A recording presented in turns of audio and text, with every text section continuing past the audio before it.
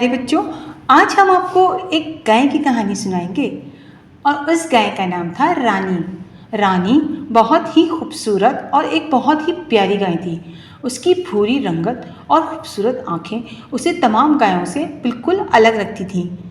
چودھری حشمت علی کی بہت ہی لاڈلی اور پیاری گائے۔ آئیے ہم آپ کو کہانی سناتے ہیں۔ ناراض رانی گائے۔ تم جانوروں کی دیکھ بھال کس طرح کرتے ہو؟ رانی چارہ نہیں کھا رہی ہے۔ تم نے رانی کے ساتھ کوئی مار پیٹ تو نہیں کی؟ میاں فضل الدین بزرگ آدمی تھے اور طویل عرصے سے چودھری حق محل کے استبل میں ملازمت کرتے تھے، جہاں جانوروں کی رکھوالی، ان کے کھانے پینے اور صفائی ستھرائی کا بے حد خیال رکھا جاتا تھا۔ چودھری صاحب بہت رحم دل انسان تھے۔ گاؤں کے لوگوں کے ساتھ ساتھ وہ اپنے جانوروں سے بھی بہت محبت کرتے تھے اور ان کو کسی تکلیف میں نہیں دیکھ سکتے تھے۔ جانور بھی ان کی بات سمجھتے تھے۔ ایک دن فضل الدین نے آ کر چودھری صاحب کو بتایا کہ ان کی پسندیدہ گائے رانی چارہ نہیں کھا رہی ہے، تو چودھری صاحب تڑپ کر اٹھے اور حکم دیا کہ جاؤ فوراً حکیم صاحب کو بلا کر لاؤ۔ انہوں نے رانی کی طرف دیکھا اور اس کو پچکارا، مگر اس نے چارے کی طرف نہیں دیکھا۔ اسی دوران حکیم صاحب بھی پہنچ گئے۔ انہوں نے رانی کا مکمل معائنہ کیا اور بتایا کہ وہ بالکل ٹھیک ہے، نہ جانے کیا وجہ ہے۔ حکیم صاحب نے فضل الدین سے سوال کیا، تم تو جانوروں کا بڑا خیال رکھتے ہو، آج کوئی اور تو جانور پر نہیں مقرر تھا؟ فضل الدین نے کہا، جی ہاں حکیم صاحب، آپ بالکل ٹھیک کہہ رہے ہیں۔ آج مجھے جانوروں کا چارہ لینے منڈی جانا تھا، تو میں نے دوسرے ملازم نواز سے جانوروں کا خیال رکھنے کو کہا تھا۔ حکیم صاحب نے فوراً نواز کو بلایا اور اس سے پوچھا، تم جانوروں کی دیکھ بھال کس طرح کرتے ہو؟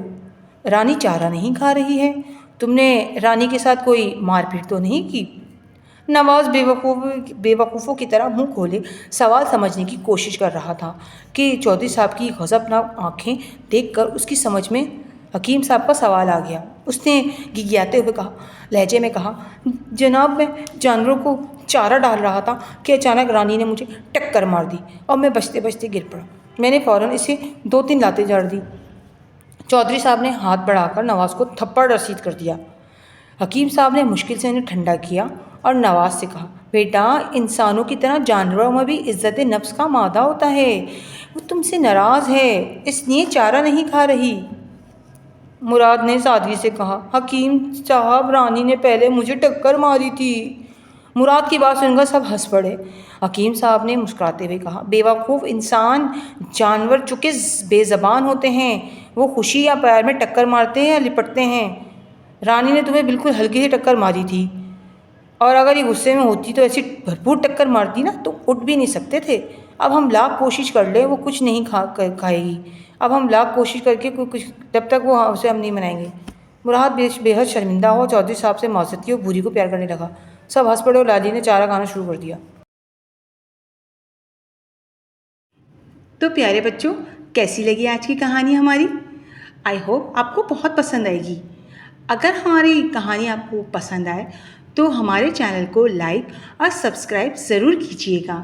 شکریہ۔